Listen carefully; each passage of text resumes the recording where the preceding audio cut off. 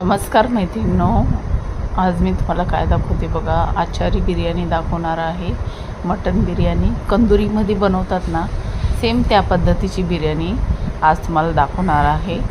तर इथे बघा मटन आहे. तर मटणाला आहे ना, ते लोक कसं काय काय लावतात ते तुम्हाला मी दाखवते.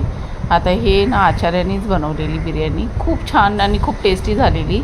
तर बघा, सगळ्यात पहिलं तर त्यांनी आहे ना हळद टाकलेली आहे. इथं आलं लसूणची पेस्ट टाकलेली आहे. ह्या बिर्याणीमध्ये ना टोमॅटोचा वापर नाही केला आहे त्यांनी. आता इथं आहे ना मिरच्या टाकलेल्या आहेत. मिरच्या कशा टाकल्यात माहिती आहे? पूर्ण देठासोबत मिरच्या टाकलेल्या आहेत. पुदिना टाकलेला आहे बघा. पुदिना असा न सोलता अख्खाच पुदिना, म्हणजे सोललेला फक्त पानं आपण सोलतो ना त्या पद्धतीचा पुदिना कापला नाही आहे त्यांनी. आणि नंतर त्याच्यामध्ये तेल टाकलेलं आहे. आता ही 14 किलो बिर्याणी आहे, त्या हिशोबाने त्यांनी सगळं टाकत होता तो.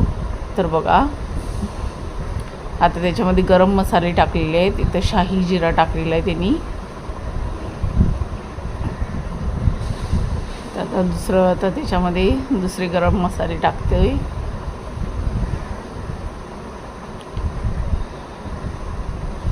दालचिनी टाकलेली आहे. त्यांनी आहे ना सामान दिलं होतं लिहून, त्या पद्धतीने सामान टाकलेलं आहे. आता इथे ना बारीक वेलची टाकलेली आहे. खूप सोपी बिर्याणी आहे आणि फटाफट बनणारी आहे. तर तुम्ही पूर्ण रेसिपी बघा आणि टेस्टी पण तेवढी झालेली.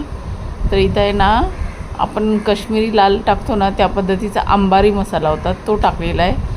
कोथिंबीर टाकलेली आहे, कट करून घेतलेली आहे. आता इथं आहे ना 1 लिटर एवढं दही टाकलेलं आहे त्यांनी. म्हणजे एवढ्या बिर्याणीला आहे ना 2 लिटर एवढं दही लागलं होतं. हे बघा, टोमॅटोचा न वापर करता त्यांनी दह्याचा वापर केलेला आहे. मस्तच असं झालेलं आहे बघा. आता याला आहे ना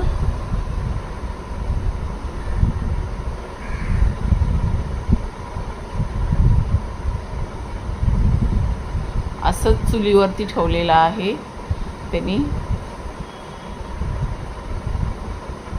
आता याला थोडा वेळ चुलीवरती शिजून देणार तो.